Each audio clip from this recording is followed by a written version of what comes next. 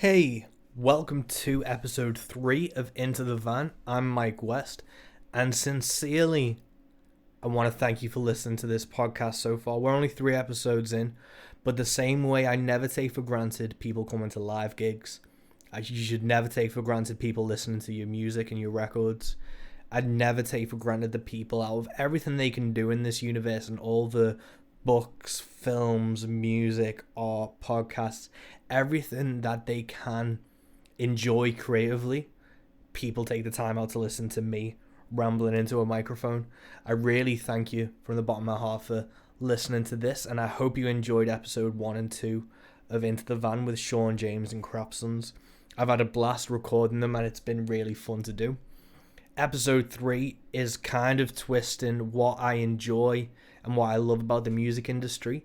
And I know I enjoy the episodes of podcasts and the articles where they go a bit inside of baseball on the industry. So with that in mind, the guest today is John Craig from Forged A.M.P and Forged in Fire Promotions. And I wanted to talk to John because whenever there's an interview with an artist, it's always about the artist themselves, how they got started, their creative influences, which are all well and good and really interesting. And I love getting into those talks. But the artist is where they are because of an army of people before them. So for every artist, there's a promoter, there's a booking agent, there's a venue, there's a sound guy. And if you aren't listening to all of their stories and all of their experience, you're only really getting 1/8 of the picture, really. And I want this podcast to show as much of the full picture as I can. So I think if you're a musician, this will be really interesting because we're talking with a promoter and a manager and someone who books festivals and gigs. And I think that's a really interesting and valuable perspective to have if you haven't listened to it before. And if you are wanting to get into the game of putting on shows, this is an invaluable podcast for you. I love people who do things independently. And the best thing about Forge A.M.P and Forged in Fire that John runs is they are all non-for-profit, which in this day and age in the music industry is such a rare and beautiful thing. So there's so many people who want to take advantage of bands and use them for their own personal gain. It's not just for the love of the music, it's for the love of themselves. And that will always end badly as far as I'm concerned. You need to go into it as a fan, passionately. I'm willing to my favorite saying is a rising tide lifts all ships. And if you aren't applying that to yourself and your music industry, then you aren't really getting the full story and the full picture, and you won't get the full benefit down the line either. There will be people who are out for personal gain, but all I can say is who will be left standing at the end of this. I know it's not going to be the people who are selfish and wanting to create a name for themselves while shitting on anyone else or dragging them down or taking advantage of people. It's going to be the people who inherently and genuinely give a shit. And that is why I enjoy talking to John. Why I enjoy talking to so many of my friends who are musicians or creative people or podcasts or people who write articles. The people I know don't do it. They do it for themselves, but because they love it. They love to do it because they're passionate about it. They aren't doing it for any recognition. They aren't doing it for any awards. They aren't doing it for any income because it's the music industry, so there's none anyway. They do it because they genuinely give a shit, and I like to surround myself with people who give a shit. I don't care what you give a shit about, as long as you give a shit. That will always steer you right. As long as you do it honestly, sincerely, and authentically, you're going to be in the right place, and I'll be a fan of yours for life. This episode is brought to you by myself, Mike West. The Next Life is done. I sent off the masters and the artwork to Deep Grooves, who are pressing the vinyl and making the CDs yesterday. It's the 15th of April today. So I sent them off yesterday. Now it's just a 3 or 4 month process of getting them cut, manufactured, approving the test presses, and it will be good to go. So I'm going to drop a little snippet of The Next Life in a minute, which is a little teaser for you if you'd like to pre-order it. If you'd like to pre-order The Next Life and support me, for lack of a better thing, if you'd like to support my music, you can head over to mike333west.com/store, and you'll be able to go to my Bandcamp, and there's a ton of different digital options. There's a physical CD, there's a physical white gatefold vinyl, which is going to be fucking gorgeous once it's done. So I'm going to drop some music for you now, and I hope you enjoy it, and I hope it whets your appetite enough that you'll head over and pre-order The Next Life.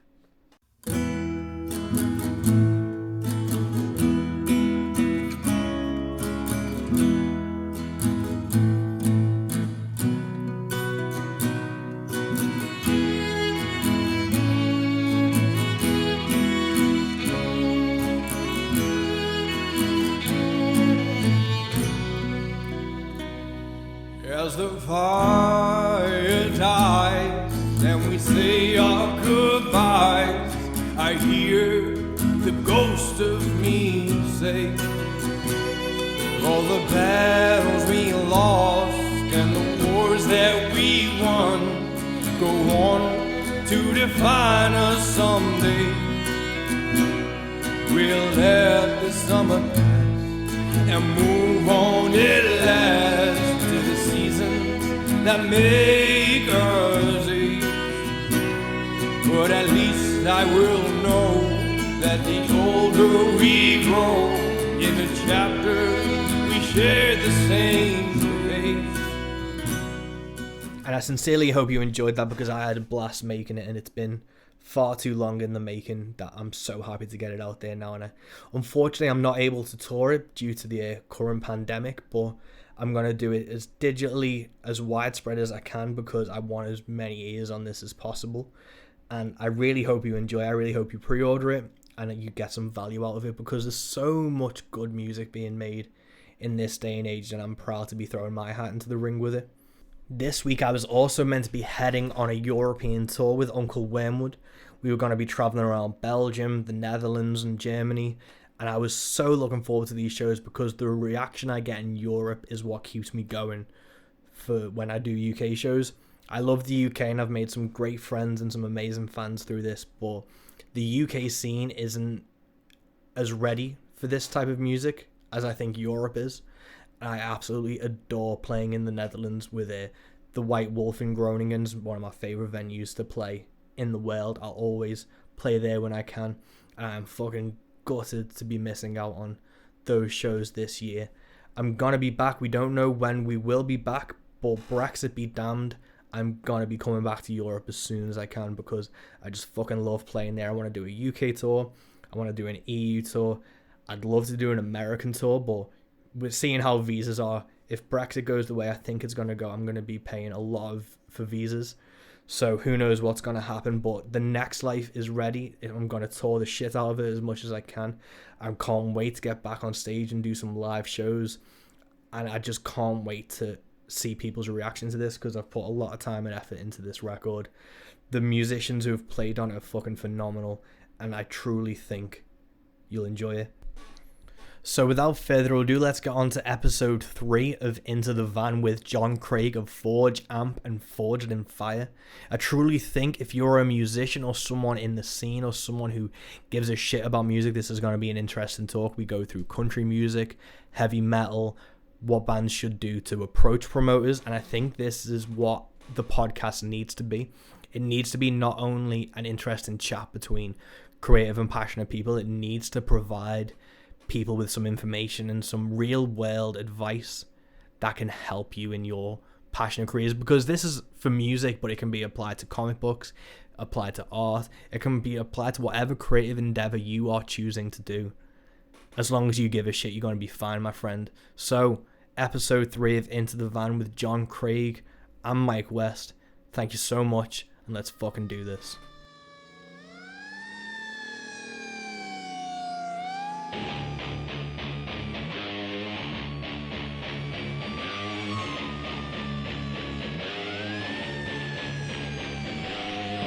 Welcome to Into the Van with me, Mike West.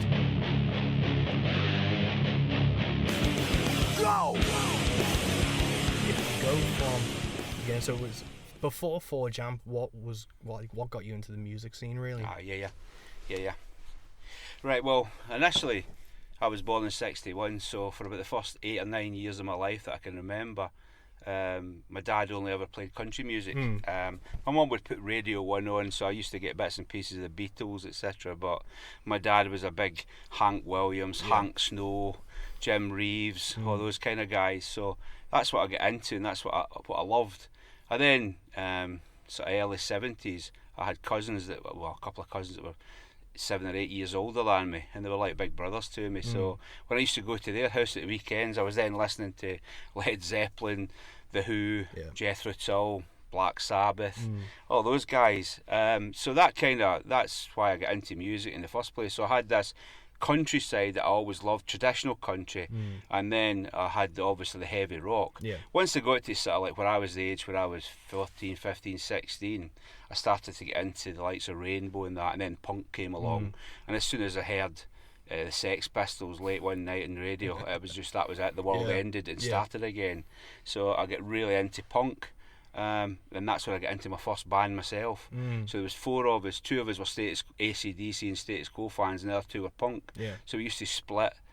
We used to split the sets up. So one half of the set was that, and the other half was what we liked, what the punk side liked. So it used to confuse people, but that's how I started. I think that's the best thing. It would be keeping people on your toes, and then there's not going to be many other bands doing what you guys were doing. No, that's it. And I think even when I stopped playing for a couple of years, mainly because I got married and my daughter came along, and then I went back into it, and it was really funny because we were a proper metal band. We were a new wave of British heavy metal. We were Iron Maiden-esque, although I couldn't quite shriek as good as him. But the funny thing was, the 5 of us that were in the band, of the 5 of us, 4 of us came from parents who were either into country music or played it. You know, so it used to be really funny. We'd be stood there with the leather jackets, the cut down t-shirts, and the long hair and that, and people would go, we'd be sound checking to Burning Ring of Fire and all this. And you could see the confusion in people's faces, and sometimes even the words of, they're playing that crap, then I'm not staying. But the funny thing was, we would play it. We'd play it as a cover. We would never do a cover. We were always original, but we'd play a couple of country songs and rock them up a bit. So it always amazed me that there was this I just felt that there was a kind of a Venn diagram, country and rock always kind of like sat together. Definitely. Do you think it's because it's still at its core guitar driven music? Because if you listen to like Don Rich and Buck Owens and their lead stuff, you could easily draw a line from them to Thin Lizzy. Oh yeah, very easily. And then it's like one of the things when we come on to, obviously, before Jump, one of the first guys I signed is an American country singer, solo singer. He lives in Sweden now, but he's originally from the Highland area, so of America, and he went over to Scotland. So it was Hogmanay 2019, and he couldn't get away. He spent 5 days in the Highlands, and he couldn't get away with just how much, because he went to Cayley and all that, like New Year's Eve. You can imagine Scotland, he got invited to a house party, went along, there's fiddlers and bagpipes and that, and he said it's like he couldn't get away with just how much it was the country music was derived from what was Scottish, but he said traditional music in Scotland. In fact, he wrote a song called Back in the Highlands, and I think it's the same thing, because he originally started as a rocker, you know, because as a teenager, and he was into like all the kind of normal rock stuff, and then found that his roots came back to him, and I think that's what it is. It is guitar. I think also there's an honesty. I think there's an honesty in approach, and I think there's an honesty in the lyrics sometimes, because quite a lot is fantasy. So it's life-based fantasy, you know, or the country stuff, and I think that's why it fits well together. I do.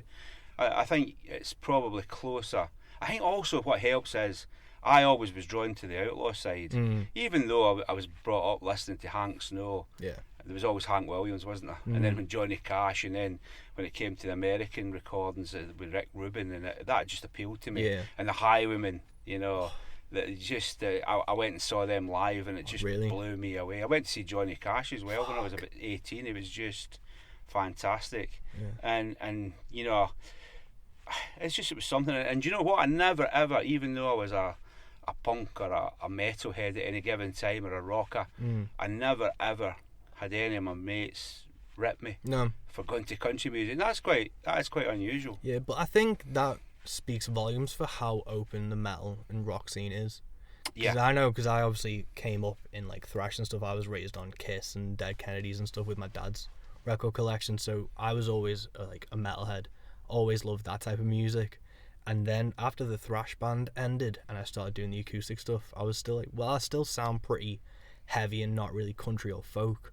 So I'll just start trying to do metal shows. And the reception I always get from metal gigs and punk gigs are always better than the reception I'll get from a country or a folk gig. Do you think that's an age thing though? Are the people who's coming to country a bit older, or? I think there's especially in the UK scene, there's an expectation of what a country performer is.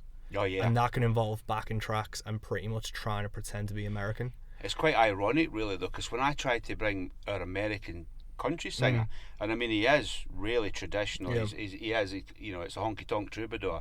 That's what he calls himself when he tours. But when he came over here, he played he played in Liverpool, and it was quite interesting because when I was trying to get him into country festivals and they weren't interested, because if it wasn't line dancing or it wasn't cover songs made to sound country, it was just, or what their idea, their comprehension of country music is really it was. I was blown away. It really changed my attitude, because at one point I thought, I can't do anything for this guy. Yeah. And I thought, you know what, I'm going to do it differently. Why am I trying to comply with that? Why am I not approaching this exactly the same way as I approach rock? Yeah, that was 100%. And I think with the UK scene, because there's a few different organisations in country, like the UK country scene, that have a stranglehold and everything, including the festivals and things. So for like 2 years when I was first starting out, and like I'm gonna try and do, like, not market myself as country, but this is what I love, this is what I do, surely there'll be a gap in a country festival or a country bill for me. And it was just, I was banging my head against the wall for like 2 years. And it's just such an insiders club where there's just a gatekeeping level to it, and there doesn't seem to be a gatekeeping thing in rock. There can be in like the bigger, like the upper echelons of things, but in like the grassroots level, I reckon it's because the grassroots scene is much bigger and there's much more people involved in it at a lower level, so they're willing to be more open and to be more helpful, and that's what I found. He kept getting rejected.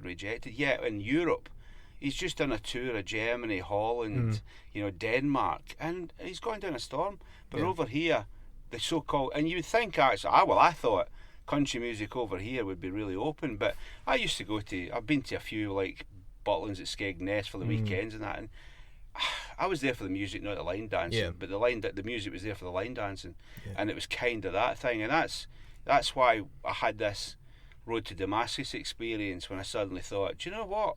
What am I doing here? It's about the customer experience. I just needed to look back to how I was looked upon as being in both camps, and nobody had a problem with it. So that's why I decided to go down the route of, do you know what? Let's do country, but let's do it like we do with rock. Let's treat it exactly the same, and I guarantee you we will attract very similar audiences. Yeah, 100%. Because it's cool. Yeah, I think that especially that's what me and like Josh Bettis try to do with road country, is we know that there's these certain institutions that have their way of thinking. So my way of thinking is probably the same one. Fuck you guys then. We'll do it on our own. We know that the crowd's there, we know the demand's there. We just need to give them a place to go towards. Well, yeah, I totally got my eyes open when you sent me the links to that Amigo the Devil. Yeah. And I was like, where's this come from? This is literally, I just looked at it and it was country, it was dark, it was a bit punky, it was a bit rappy. It was like literally taking everything and put it down and distilled it down into his sound. And then obviously when I started listening to you, I was like, geez, I'd buy that. That's really good. And that's what it is. It's, to me, there's only two types of music. Well, no, there's three types of music. There's good, bad, and jazz.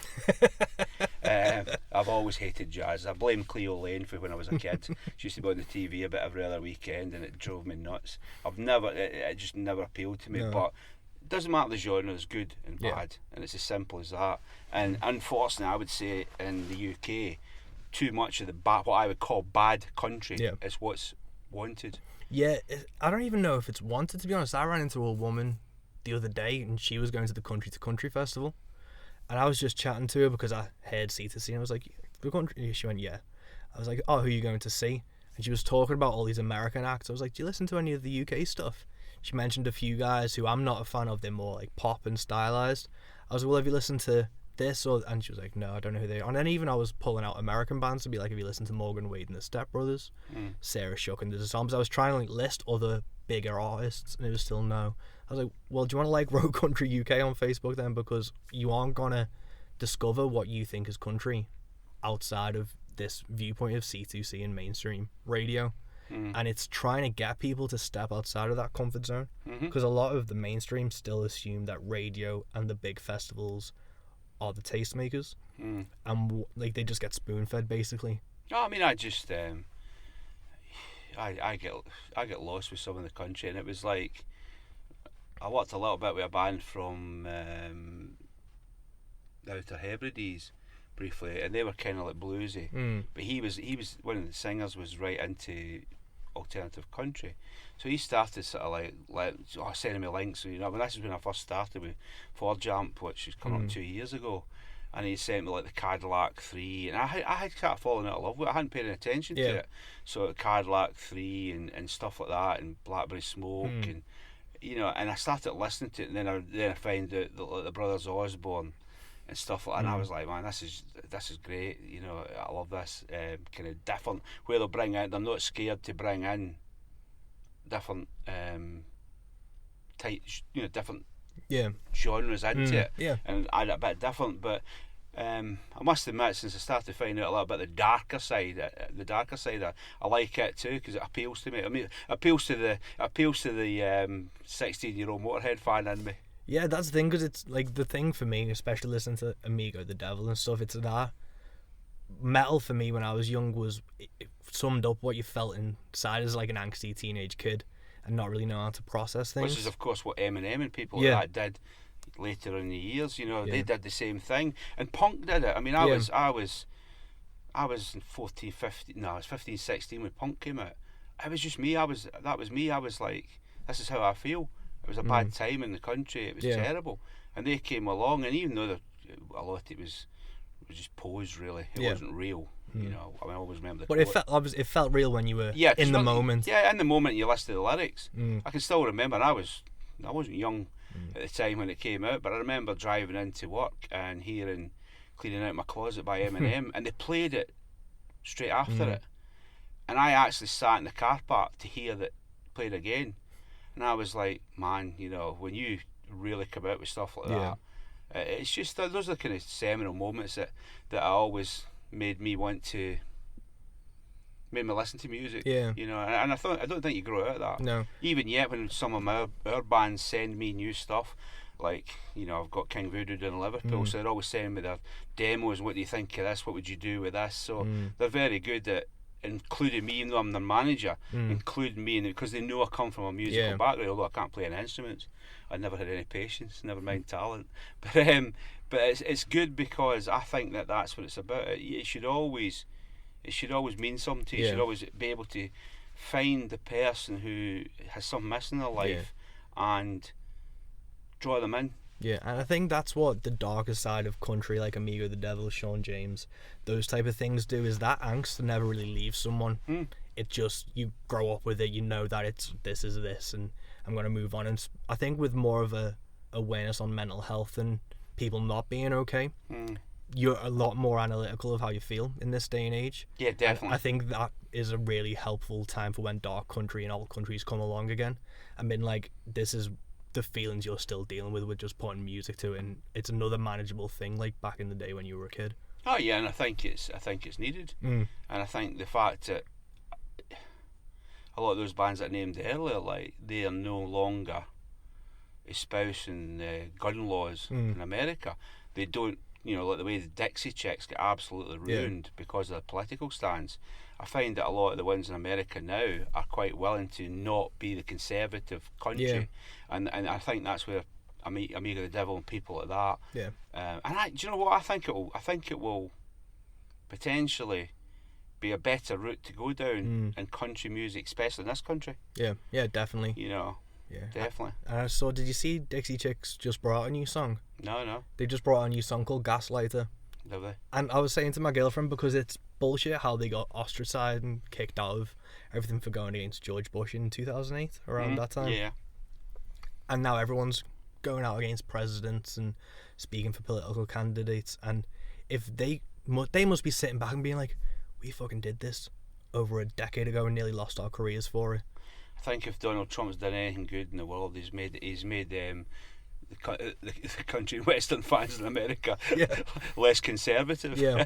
It's just the same way that they worried it would make the dark and the right side, like the ugly side of everything, come out. It's also made the opposite come out. So it's people are being more positive and more critical and more hyper aware of things, which I think is, if there is a good side to all this. Yeah, I think in it's all that can. I'm a natural disruptor.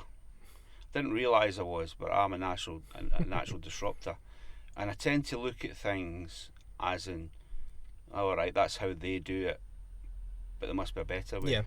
And that's why I ended up doing a lot of the stuff that I'm doing. It wasn't a big plan. It was just looking at what needed changing, and going for it, trying to find like-minded people. And I think you need a catalyst for that. And if that's George Bush in America, or it's Boris Johnson, or it's the Brexiteers, or whatever it is that does it, we need to get back and we need to break through. We need to go through that glass ceiling, because I keep hearing people, because we're probably going to come on to it with the Forge A.M.P thing and the Forge and Fire, but I keep hearing people going, so and so is making it. I'm sorry, there is no rock band making it in this country. Making it is being at the top of the charts and really people and making a load of money. Yeah. What they're doing is they're making it at our level. Yeah. You know, they're making it as in like the managed to get out of the Conference League and get into the second division, the first division, whatever it is, second division. They're not going into the top of the Premier League in music, because everything's set against it, happening, because the way they've dumbed down young people in particular to listen to music. Music now is what we used to call elevator music to them. I have a 13-year-old daughter who drives me nuts, because music means nothing to her. It's just a background noise. But she's not unusual with that. I love her to bits, but her musical taste has gone awful. And she's no excuse. Yet the funny thing is, and this is quite interesting, because it was her and a friend were in my house over when I lived in West Yorkshire, and Dave Rosewood, the American country singer, was sitting in my living room. We were bringing him over to Liverpool that day to do 2 gigs, one in EBGB's and one at the Liver Hotel in Crosby. And he was sat and he's playing his acoustic guitar and he's just practicing and warming up his voice and everything. And the two of them stood there, mesmerised. So much so that a friend, Molly, when she had her 13th birthday, they were down at the pub down the road, and they had a DJ and with sound, and they actually made them play 3 Dave Rosewood tracks to all her friends because they thought this was cool. It was the first time they'd ever witnessed somebody. Now I've since taken her, because she's only 13, it's kind of difficult taking her to the gigs that I run, but she's been to see King Voodoo once, and she's seen, I think, Joker Among Thieves, and it's like she's starting to. That's the thing, it's you can't force them to listen to the music, so they need to find it at their own speed, but then you hope when they do find it they'll love it. Because I have a cousin I'm 13 years older than her, so she was about 3 when I was 16, so I was showing her like Black Sabbath and Ozzy DVDs, and she was taking them away and she was singing them. And as she's grown up, she's completely dropped that side of things. She listens to like Little Mix and stuff that's in the charts, and they can take ownership and say they like that music, but I always ask, well, have you gone out of your way to find this music? And I think that's... It finds them. Yeah, it finds them. And it's also about being cool and fitting in. Yeah. Because most kids are pre-programmed to want to fit in around them, and it's like... It's one of the challenges that I'm currently working on with both Forge A.M.P and Forge and Fire, is to look at ways of getting in front of young people in their terms, because nobody's doing that I know of. No. Now I'm starting to work with a few other people, like-minded people who are natural disruptors and don't want to go down the route of just taking money off of people. We don't want to go down the route of, well, no, I won't name some of the festivals that do it, but because that's not fair. There's plenty of people support them, but it's just not my way. No. And this is the challenge. The challenge is just like you've come up against. You've come up against the people that's keeping you out because they don't get. They might be. Do you know what? It might be they don't get you, and it might be you just don't fit into what they want. Yeah, that's and they're too scared to set you in front of their safe punters. Yeah, they have people turn up for the bingo. Yeah, they have a demographic. Yeah. They know what they want. They know that this demographic is a guaranteed income. They know they'll buy the tickets, so they don't want to mess with that process. But what they're doing is they don't realize that demographic has a shelf life. Yeah. And then by not bringing in the younger audiences and not trying to like market it to the kids or the teenagers, they're effectively helping themselves die out. Yeah, and that's it, because it's mutually assured destruction. Yeah. Because what's happening now is it's like, what made me want to be a singer in a band? And it was listening to Roger Daltrey. I wanted to be Roger Daltrey back in the day, and then like Ronnie James Dio with Rainbow. I wanted that. I actually wanted to be a drummer, and then realised it at the back of the stage and thought, no, I'm not doing that. Yeah, you always look at like how much a drum kit is as well. And I was like, so no, but no, for me it was just, I wanted to be out front. I wanted to be centre of attention. I'm just being brutally honest. But the thing is that I was seeing Top of the Pops. I was seeing the old grey whistle test. Then in the 80s, along came A.M.P. Where the kids see it now? Yeah. Where do they see some?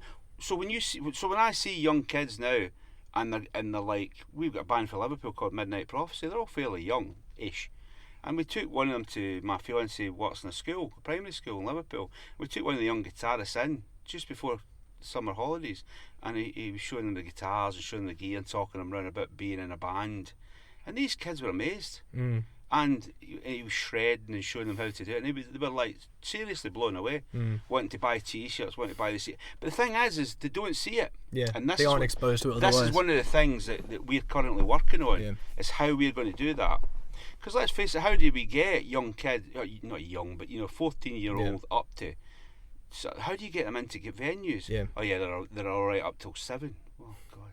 And the venue, what do you do with them? And then promoters stay away from it. Well, I'll tell you right now, you playing in front of a load of 14, 15, 16-year-old kids are more likely to be embraced and be liked than you are playing in front of the audience that people would expect you to be liked. Oh yeah, 100%. And this is the challenge. And to be fair, that was, I might as well go into it now. Obviously, I started up Forge A.M.P, which is artist management company, and it started mainly because I came out of the military after donkey's years. I mean, don't get me wrong, latterly for 16 years I was with the cadet force, so I was over in West Yorkshire, and I came out of it, retired from it in July 2018, and I started I used to do so much with it. I was like, what do I do now? And I'd kind of like stopped listening to, well, not never stopped listening to music, but not paying huge you don't catch up with like the newest stuff. Yeah, and all of a sudden I found an old mate of mine on Facebook who from Scotland, from here. And we used to be in bands together. He was the drummer to a couple of the bands, and he was living in Manchester, and he was playing in a band called Mouth in the South. And I'm like, "Hi Brian, how you doing?" "Oh, fine, no problem." Couldn't understand. He couldn't. And then I says, "You don't do many gigs?" And he's like, "No, I find it hard." I says, "All right." He says, "Why? What are you asking for? Do you want to help us?" Because my background as well is marketing, sales, etc., etc. in business, because when I was in the army, I was always reserve forces. I was never full time, so I'd always been in business, and I was like, yeah, I'll help you out. The first thing I did was, the first meeting was, I found out that my mate was the reason why they weren't gigging, because he was that busy with his family and with his work. He was the one that was always saying no. So the first thing we did was actually sack him. Still friends though. Yeah. And then I realised, I thought I understood the music business, although it had been nigh on 20, 30 years nearly between when I was in it and when I came in, and I just found it completely different. It's worse now than it's ever been. Yeah. Where everybody thinks it's easier because you've got social media and you can get yourself out there. It's not, because but that's the oversaturation of it. And there's no mystique. We used to have to wait for the music papers to come, the Kerrangs and the Sounds and all that, to read about things and to go down and buy the album and listen to the damn thing. I remember being a kid and me dad blowing my mind being like, up until the 80s no one knew what Kiss looked like, and even then with like Slipknot and Ghost, it comes out eventually in some way or another that's not the band's vision of how it was meant to be out. And that, you're 100% right, and the mystique's gone from that, which for me works because it means, obviously as a country artist, I'm not meant to be that mysterious. It's like an accessibility thing where I get to talk to people and engage on that level, but the mystique of especially like rock bands, there's no real rock stars anymore that can go forward from, like, really. I think it's just this thing is that and it's overly saturated. There's far too many bands, and there's too much being pumped and pushed. That's the same. Yeah. So anyway, that we Forge A.M.P, and then I found, the next thing I knew, I got them a couple of gigs, and I thought that was a manager's job, was to get them some gigs. found out that no, that's a booker's job, and then it became really confused. And it must have taken me. I made a lot of mistakes. Signed up a couple of bands that approached me. Oh, you're working with them, and they've said you're great. So next thing I knew, I didn't know how to say no, and I literally had 30 bands because I wasn't and then I decided I wasn't going to charge anything for doing it, because bands, it was costing bands to play. Yeah. It's costing them money, and I'm like, how do I take money off of bands who aren't making money themselves? It just didn't sit right with me. Yeah. Well, that is one of the reasons when I saw Forge A.M.P come up as like this whole experiment where we're not taking a fee, we're just going to help bands for the sake of helping bands. And that was instantly, I just knew you were one of the good ones, because you see people online, and it's even, I'll design a logo but it's going to cost you, I'll do this but it's going to cost you, and for someone to be openly saying I just want to help you for the music's sake is still, like, it's weird how rare a thing that is. And what I found is there's a few other people very similar. So you've got like Alec Raymer, who's Crazy Cowboy, and he's like that. He just loves it. He loves the lifestyle. Yeah. He loves the bands. He loves the music. He's very similar to, slightly younger, but he's very similar to me in a lot of ways, and we just buzz off it. And he's the same. He doesn't make any money off of what he does either. And it was just one of these things. But then it opened the floodgates as soon as I was free. Interestingly, just what you're saying there. When I have these disruptor moments and I start thinking outside the box, whenever I ask for creatives to join us in the Viva la Revolution, as we call it, it doesn't come forward. No. Because they all want to make some money out of it.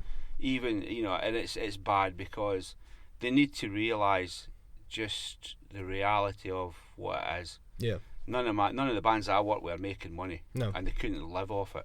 No chance. In fact, a lot of them are subsidising it, and what they do, it's like they could go and play golf and it would cost them money. Yeah. Instead of that, they play music and it costs them money to get out there and play in front of people. And it just isn't right, but it'll never change. I mean, recently, I did have to change a little bit because I had so many bands, and I realised that so many bands would just want me to get them gigs, and I could do that, and that's when I had started Forge and Fire Promotions.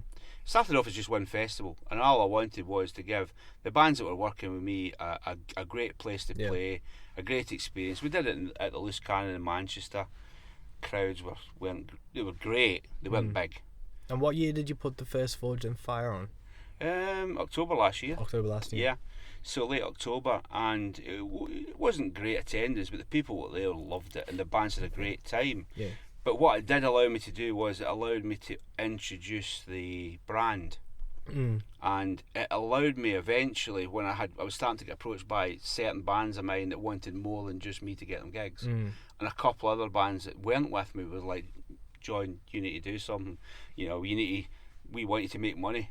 So I was like, what do I do now? Yeah. So that was when I decided to split Forge A.M.P and Forge and Fire Promotions. Yeah. So Forge A.M.P now has about 8 or 9 bands. We take 10% of what we generate for them retrospectively. Okay. So if we get them 300 quid, we get 30. Yeah. But it's purely and simply for 2 reasons. It's one, which is that it basically covers admin. Yeah. And it means that we have a contract with them, so that if anybody comes in and sort of tries it, which has happened, I lost one band because of that. They went with my blessing, don't get me wrong, but it did annoy me that, not that I was trying to tie them up, but I had done a lot of work on them. Yeah. Somebody come along and flashed some money at them, which wasn't really money at all. It was just vague promises. So I thought, and when I spoke to my other bands, I said, look guys, if you're ever in this position, just tell me. Don't have me booking up a series of tours for you. Yeah. And then find out that you've been taught, you're going to go with somebody else. So they convinced me to do it slightly different. So now what we've got is Forge and Fire Promotions. Yeah. So we still work with other bands that still wanted us to get us gigs, but now with that, the idea is we're doing all-day festivals, we're doing weekend festivals, we're doing gigs. Yeah. We now become in-house promoters for the Patriot down in South Wales, which is a great venue. And it's opening up doors, and it's just unfolding before us. But it's really good, because what I'm able to do is I can do a gig in Birmingham, put a Birmingham band on that's one of ours, bring one down for Scotland, one for Liverpool, and one for West Yorkshire, put them together, and they're all playing in front of, so the local band has got a crowd, the other bands have been opened up to, and just keep moving it around. And that's what it's come from. So we started off, the first Forge and Fire Festival in October last year was a lot of bands that had one metal. It was mainly metal, and it was nearly all metal heads that turned up, and it was good, but I lost a fortune on it. I lost nearly 1,300 quid of my own money. But it was a calculated gamble. A, I learned a lot from it, and B, it was actually just to give them a good thing, and it was also kind of like, we need to see how we do this. So the next one in Liverpool we're doing is 25th of April. So what I did with that was I brought in a couple of local bands, because with nobody from Manchester in the Manchester gig, which was a mistake, and bands that are not with us, but are slightly higher up, a bit slightly better known. So the idea is, if they all bring in 20 fans, 30 fans, we're going to have a big crowd. Because to me, it's I don't take any money off the promotion side at all. So what we do with that is, it's purely whatever we make on the day gets split with the bands, so they all get a good whack, and that's what it's always going to be. That's what we do. So the intention is always to get them in front of as big a crowd as possible. Cool. I think with, like you're saying, it was like not a big crowd for the first one, but I think would that, like, have they become a more engaged crowd? Because I think that's kind of what, like, Alec does with Crazy Cowboy, is he doesn't have the biggest crowds. They sell out because it's an engaged core group of fans.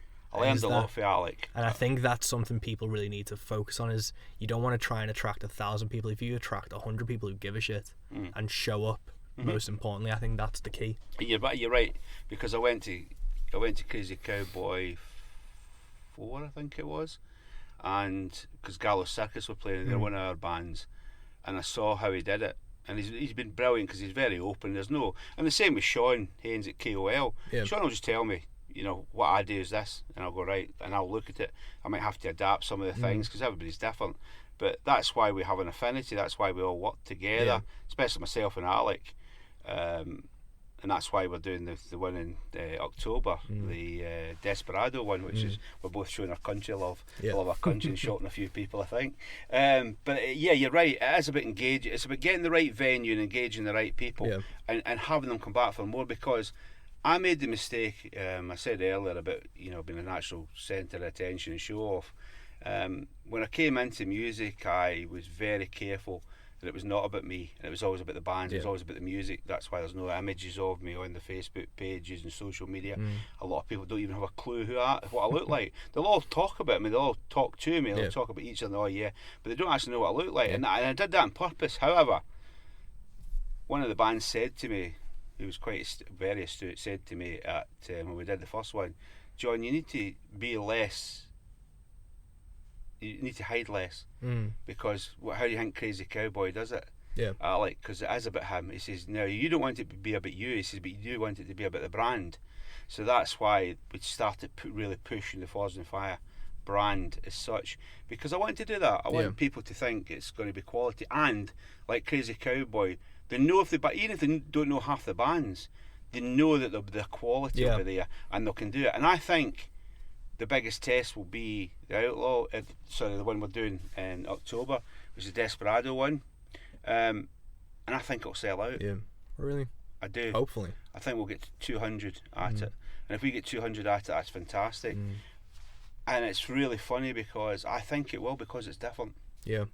It's very different to what we've done before, and that's what we're out to do. But all the disruption stuff that I want to do, that's what it is. I'll give you an example. Right now I'm talking to young bands, because I have this thing which is, it's just a new thing I've been working on literally this week. Who's going to appeal to 14, 15, 16, 17, 18 year olds?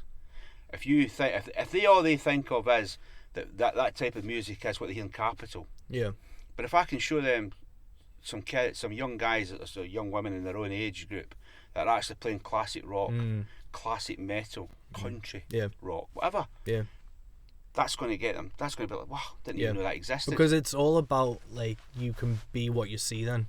Because if you just see, because it's even from like my perspective, it was obviously I grew up like I'm a massive fan of Chris Christopherson, Johnny Cash, Waylon Jennings, all these like older people, and it's like yeah, but there's no one really like me that's playing it, so will it even work?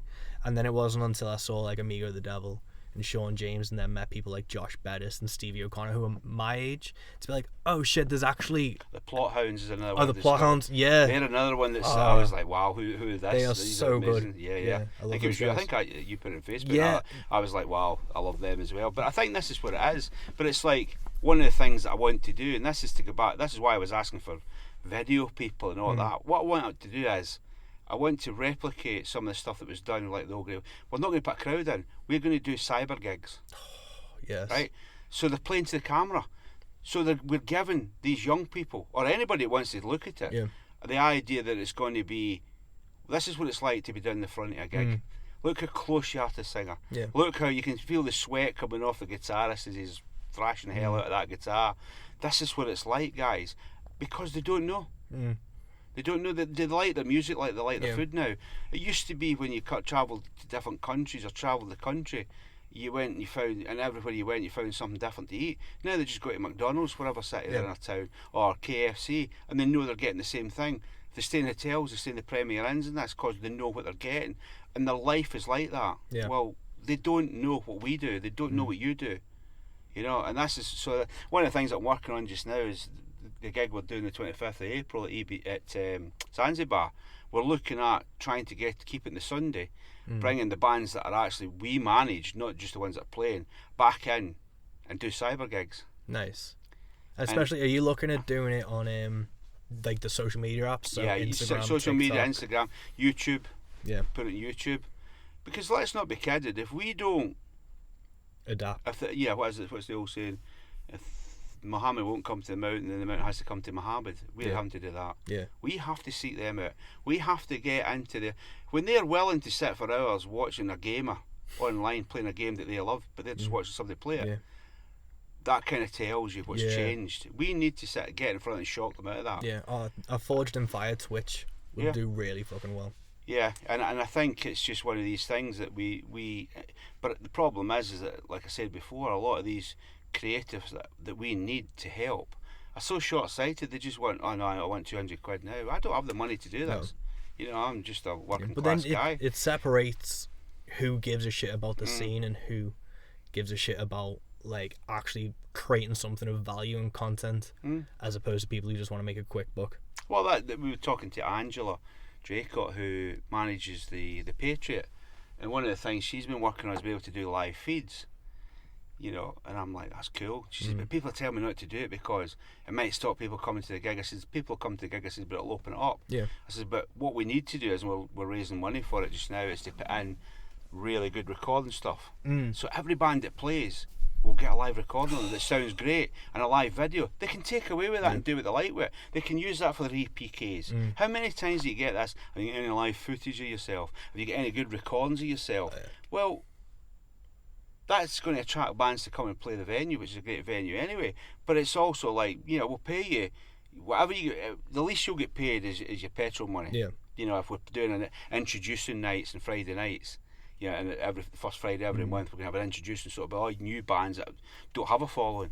Do you know what? Yeah. We'll put them in there, but we'll record them, we'll put them out there, and that's what we want to do. But it's going to take more than me. Yeah. And it's Alec. going to take more. And this is what it's about. And even like the opportunity to sit here and talk to Yeah. you about it. You know, if the people that are passionate about music, new music, let's not be kidding, new music, don't get off our asses, then it's going to die. Yeah, well, this is why I wanted to do like a podcast, because it's another medium that's growing, and it's given me, like, because obviously I know Alec, I'm going to be trying to get on the podcast hopefully on Saturday. I know enough cool people that are in this like revolutionary grassroots campaign that I think this is an invaluable resource for people. So it's all the young bands coming through. If they ever, I don't know who's going to listen to this, but if someone listens to this and can take value away from people like yourself talking, then it's going to help just feed this like fire. And obviously this is going to be listed for free on iTunes and Podbean and all this, so it's just another way to get the message out there. Well, it's like Down the Front podcast. Yeah. You know, when it's out on a Friday, it's the first thing I listen to on a Friday morning when it's out. And to me, I love it because it's so honest. And you get to hear bands you've never heard before from all over the world. But, you know, we need more of that. We need, and they don't make money out of it, etc. It usually costs them money, I would guess, as well. But this is what it is. We need to attack it at every single level and every single media and medium, and we can't just sit back and wait for it to happen. Yeah, it's not going to happen. And no one can put themselves ahead of it. Like, if you think you can use this as a platform or a stepping stone to further your own career and not help the people that are alongside you, then it's just, you're going to be doomed from the start. Well, everyone is on the same front line pushing forward. Angela had somebody recently who was a drummer of a very, very, very well known, huge global band. He's doing his own tour, and he's notorious for not liking to have support bands. And she basically said to him, "You can't play my venue unless you take on one of your local or young or new rock bands, because if people had done that with you, you wouldn't be where you are." 100%. But she had to stand up and say, "Well, that's that. If you don't do it, don't accept it, then you're not playing." But not many do that, because I knew another promoter that just went, "Oh yeah, okay then," and that's so wrong. Yeah, I can't imagine thing like, because I remember when I saw Kiss on their last tour, like, it was meant to be their end of the road final tour, and they brought a fucking performance painter with them. I was like, you could have given an upcoming band the biggest platform in the world to do this, but you brought a performance painter on, which in itself isn't art, but he was just doing things that they were then selling off at the end of the You would be show. shocked at just how some of the bands and some of the prices I've been quoted for my band approaching me to put our bands on their support packages, like support slots. The money that's being quoted is flabbergasting. Yeah, I've heard about, like, people being paid to go onto support slots, and I know it's an industry thing, but it just seems seems a Canadian so... rock band, hard rock band, who were never big ever. And I was recently went to tour Europe and the UK, and I was recently quoted €800 a gig. Jesus. And they're expecting one of my bands for Sheffield or Liverpool. And get this, it wasn't even you could just buy onto it. I don't know that. I said, so basically I said to the manager, I says, come back when you're Iron Maiden. You know? Yeah. But I don't think even Iron Maiden would ask that. But this band, and what they were trying to do was, they're not obviously not confident they're going to pull any money of it. Bringing people in. So they're going to make sure their costs are covered. Yeah. And it's, how do you do that? I don't know how anyone in a good conscience who's come up in this industry and actually gives a shit about this would turn around and do that. No, it's just, it beggars belief. It was like when I did the gig in Manchester, a lot of the bands, I said to them, look, you know, I've lost a fortune. You know, if it goes well, I'll pay you. If it doesn't, then you're investing in your own future. But one of the things I did, anybody was travelling farther that wanted to, I put them up in a hotel. I didn't have them in some crummy place. That, you know, I put them in a decent hotels and stuff like that. So that was part of it. But it's risky as a promoter as well, because like, I know if I don't sell out or nearly sell that out, it's going to cost me money again. And this is one of the things that bands need to be more active. Yeah. They think they promote. I see all this stuff about slagging off promoters, and don't get me wrong, there are a load of rubbish ones. There's a load of crooks. There's a load of amateurs that are, and I included myself in that. Like, but we need to apply proper business thing. But the bands need to promote it too. 100%. They can't just sit back. I mean, the good thing about when I announced the Desperado one tonight, I only put it out at 6 o'clock. But there's so many shares in it, and the bands are putting it, because you know what? As I say to her bands, you promote it, you sell tickets, they come to see you, you have a fantastic day or a fantastic night, and you end up getting the money, because I don't take it. Yeah. But a lot of bands just think, sit back and go, it's all about the music. It isn't. Music is a business. There's been recently, I've set up a Facebook group that's like a private one, and it's only got musicians in that I like know and deal with, and the amount of people I've turned around to where it's like they kind of lament the fact they have to be on social media. It's like, well, if you want to be successful, you not even be successful, if you want to do anything in this day and age and have people come out to you, you need to be active on social media. You need to be like in the real world promoting your shows as well. Well, it's business. Yeah, sharing selling one a event product. page once isn't enough. If you just do it by music alone, it's about image. It's about putting on a show. Yeah. If you're going to be a rocker, be a freaking rocker. If you're going to be a star, act like a star in the right way. Push yourself. Yeah. It's such a, and I say that to other bands. What makes you think? I know you think you're the best thing for slice of bread. No one else does. Nobody else does. And you might be, but you're going to have to go out there and tell them. And don't expect me to stand back and do it all either, because that's not going to happen. Yeah. I says the people that do that will be charging you £20,000 to do that. They can do that and can make or break you.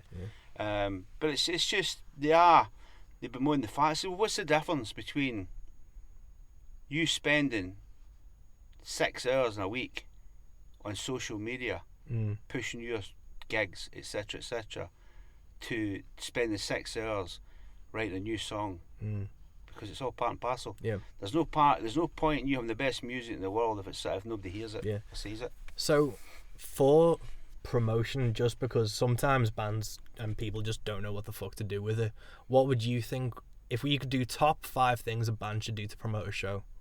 To promote the show is get it on to, if the promoter has put it out as an event on social media and Facebook, you have to share it, you have to comment, and you have to keep doing it. Yeah, especially the discussion page of the event.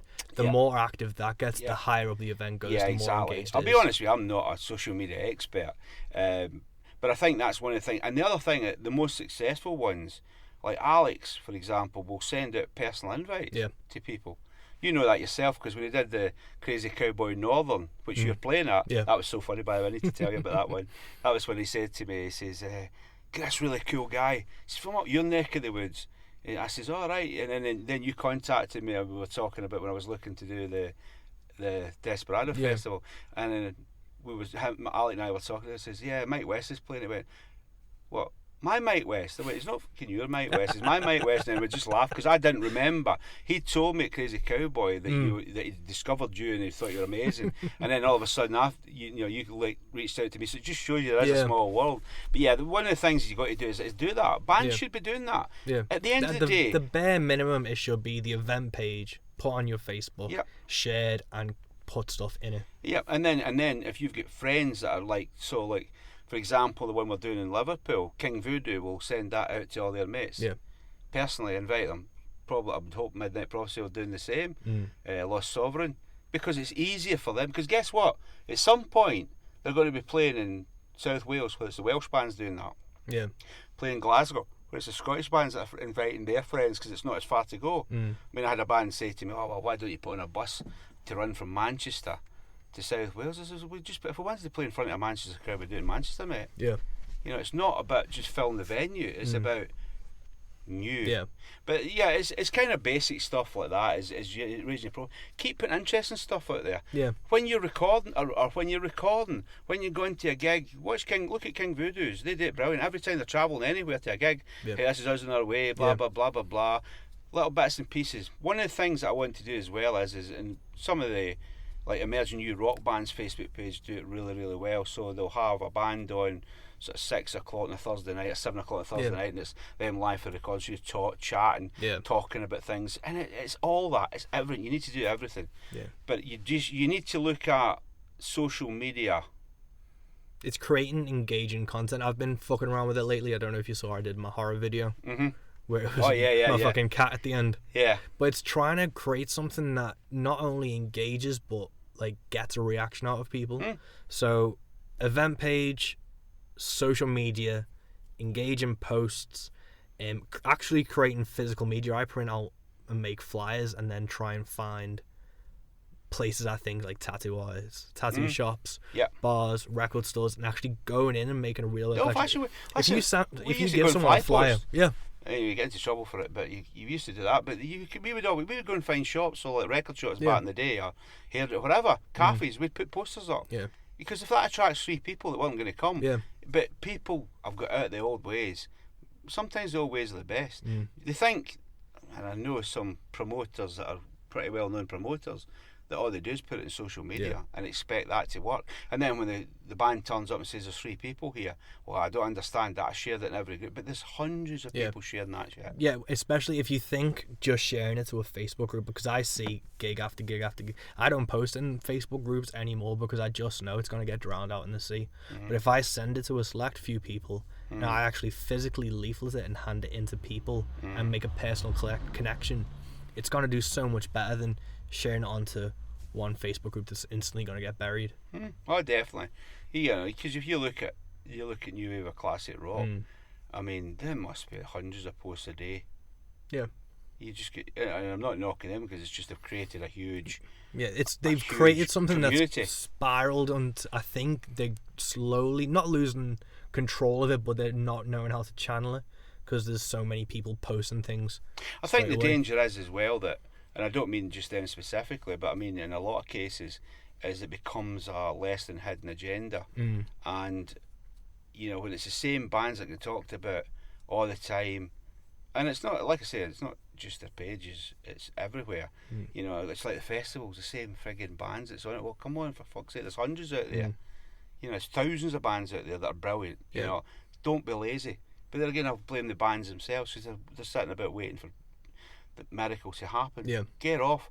I mean, if you were the analogy I used recently was, if you made a product and you just felt, so let's say you made some sort of furniture and you just sat it in your shed and it was amazing, but you sat in the shed waiting for somebody to come to notice it and go, I'm going to buy that. How successful would you be? Yeah. If the manufacturers of cat food, all they did was keep it in big warehouses and expect people with cats to try and find them, why do we think we're different? Yeah.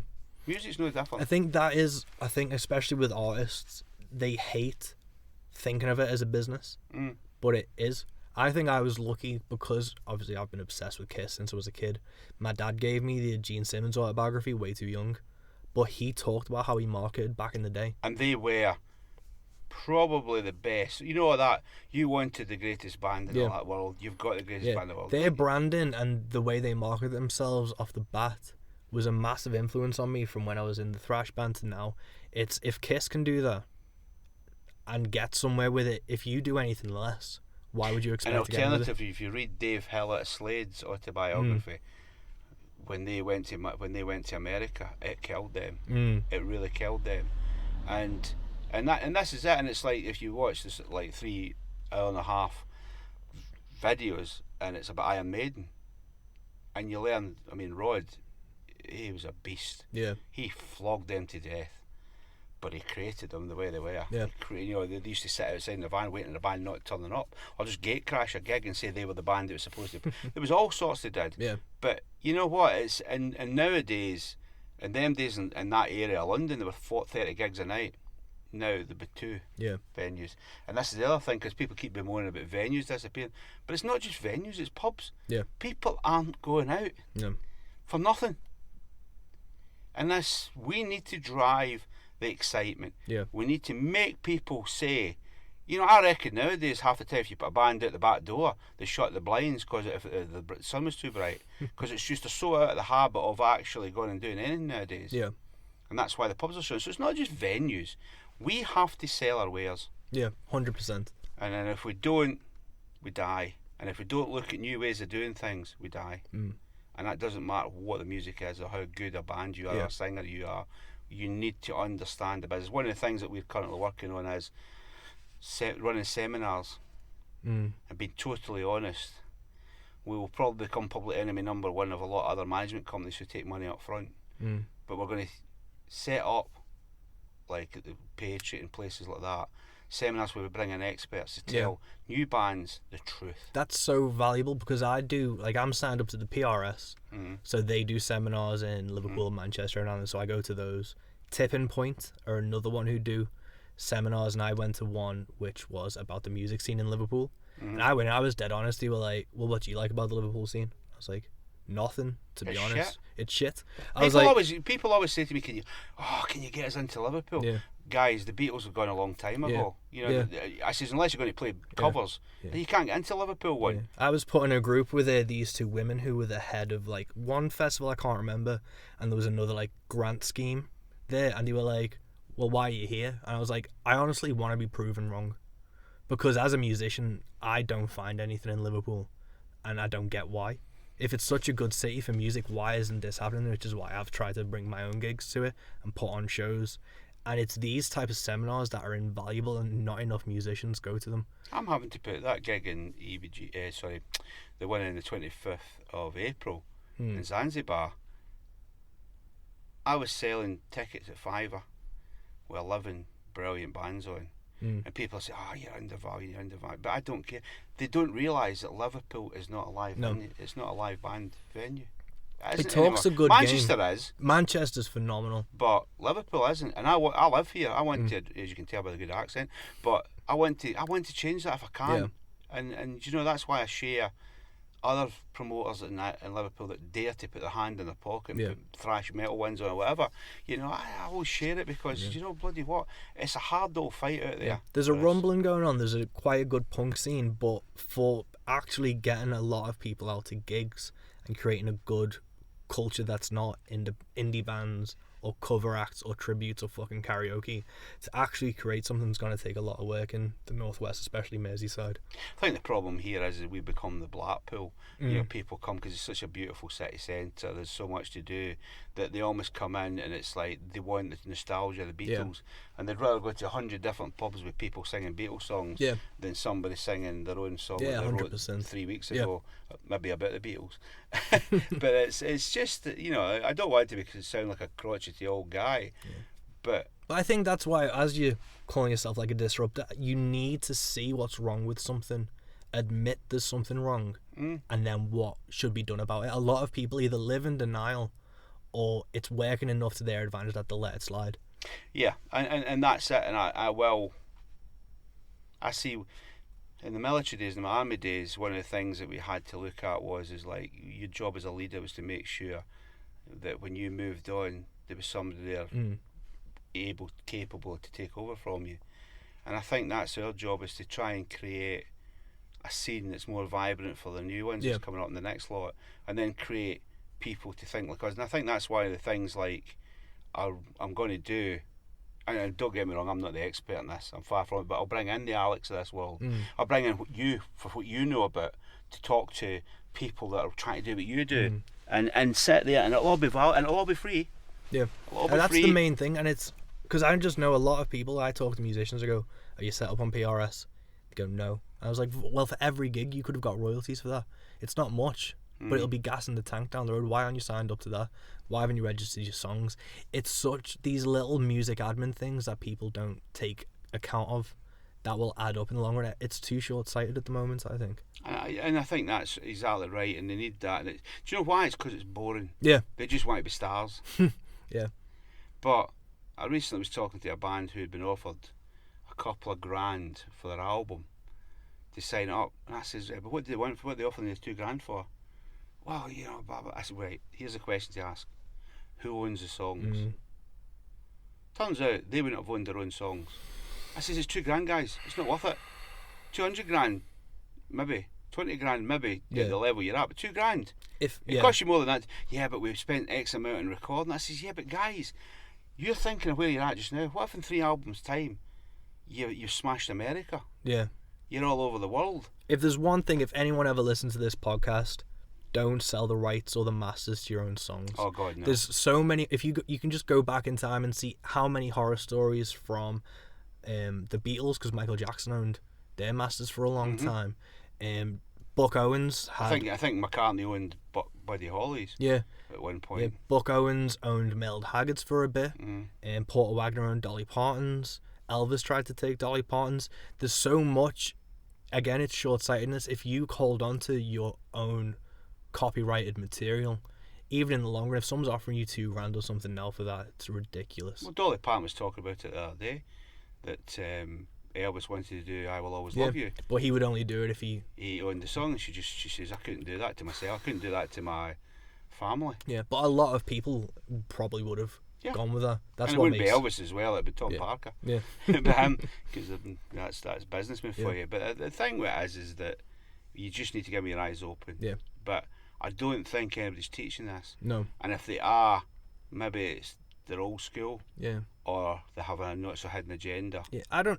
I wonder if it's a callousness or a like ignorance is bliss type of thing from the music production side of things, where the less bands and artists that know how to do this type of thing, the easier they'll get taken advantage of. It allows people to make money out of ignorance. Yeah. But there's also that I would call it laziness in some parts. There's books out there you can buy and read. Yeah. How to make a All living the out- information. how to make a living out your music. Yeah. It's a great book if you're a musician. I bought it and tried reading it. From my perspective, I just couldn't flip it enough. But I gave it to my American guy, and he's like learned loads from it. But it's like him; he's the most engaging guy. Do you know what? This is one you were talking about. When you play in a venue and you're an artist, talk to everybody. Yeah. This American guy will fucking talk to anybody. He went round the Liver Hotel, just in the corner down there. There weren't that many people, and it was scorching. We managed to get scorching day in Easter. It was about 80 degrees, I think, which was really funny because as they came in, these three guys were sitting outside smoking, saying their broad Scouse accents, and I can't do the accent. You must be sweating your tits off, man. And he went, what do they mean? Because he was in his full country western gear. But anyway, that guy went around every single we couldn't get him out of the pub that night. Everybody was buying him a drink. Yeah. Even though there might only been 30 or 40 people in. Yeah. But you know what? They bought a shitload of merchandise off him. It's making an engaged, real connection with people. Yeah. Which is invaluable. And I bet, between every second or third song was, "Hi, I'm Dave Rose," because he knew that some people might not have been there the last time he said his name. Yeah. So don't say it at the beginning and at the end, "Hi, we've been." In a situation like, think logically. You're selling your wares. Yeah. And if you don't like the sound of this, and you think I'm just talking like a businessman, I used to be a singer in the band too, and we didn't do it enough. No, definitely. It's because I remember I've walked in halfway through a band and I'm like, "Who's this?" And then they don't say it at the end. If it's not at the beginning and the end, at the bare minimum, you've done something wrong. Oh no, at least you have a backdrop. If you've got a backdrop. Then pop-ups at the side of the stage. Yeah. One of the cleverest things was we saw this old hippie band and like hippie folk band, we went to a gig. It was the old schoolhouse in Barnsley, and it is literally an old schoolhouse. And they had a simple thing on all the tables, a little bit of paper, with their Facebook links and like when they're gigging, and that was like, and that my big American was like, "I'm having that." Yeah. Put it in his pocket. Guess what he does now? He's got business cards. Yeah. He's got everything.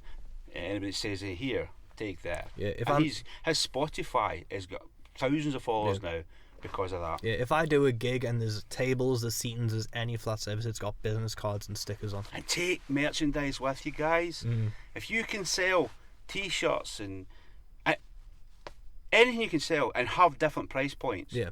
If somebody can only spend £3 and you've got a bottle opener, have it. Yep. Don't just think, your t-shirts are £15.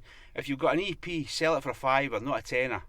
Yeah. Because if you can sell 20 at a £5 or 10 at £10, you get the same amount of money. But the 20 that you've sold is 20 different. Is 10 more people that's listening to your 100%. stuff. It's just people are stupid. Yeah. And it's like that. They want £20 for a t-shirt. Fucking mate, you're buying it for £5, sell it for a tenner. Yeah. 100%. Because I know it's even big bands now. I see like established acts trying to sell t-shirts with £30. Oh yeah, easy. And I went to Dead Daisies and I think they were wanting 20 last year, the year before, in Liverpool, and they weren't by far. They weren't the worst. Yeah. But I think even there, I think I went to see the Script. Yeah. Yes, I do like the Script. One of the best live bands I've ever seen, and I'm not joking. And their t-shirts were like 25, 30 quid. But do you know what?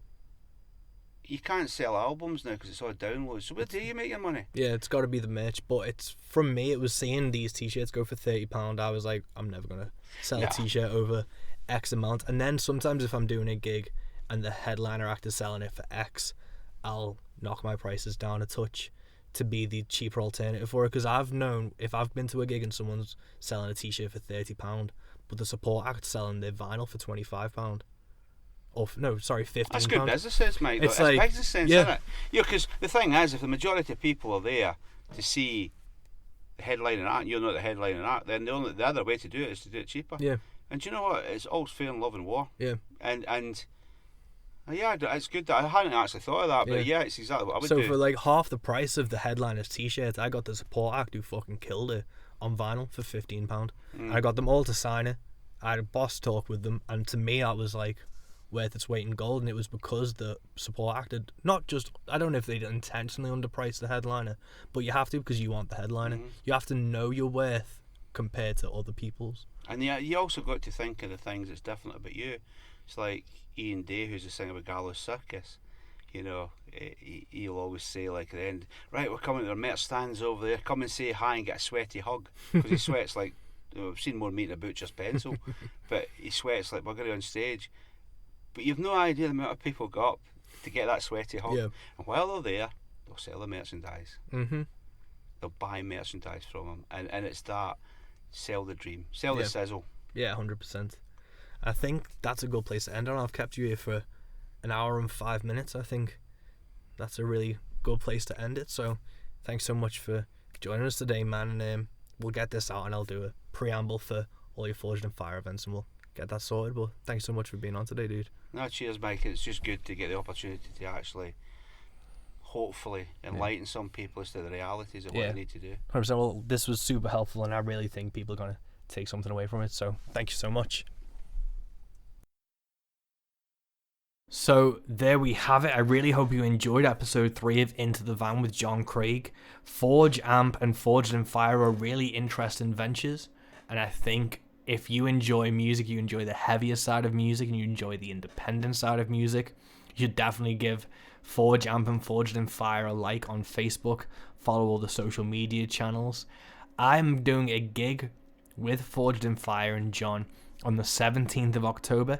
It's the Forged in Fire Desperado Festival, and it's at the Patriot, which is in Crumlin, I believe, which is in Wales. And I love playing Wales. I love driving through Wales. There's a bit where I come off the motorway, I take the turning into Wales, and just the valleys open up, and it's just gorgeous landscape, and I truly enjoy traveling around. The best thing about being a musician is I visit places I've never heard of, I've never been to, and I get to see things along the way.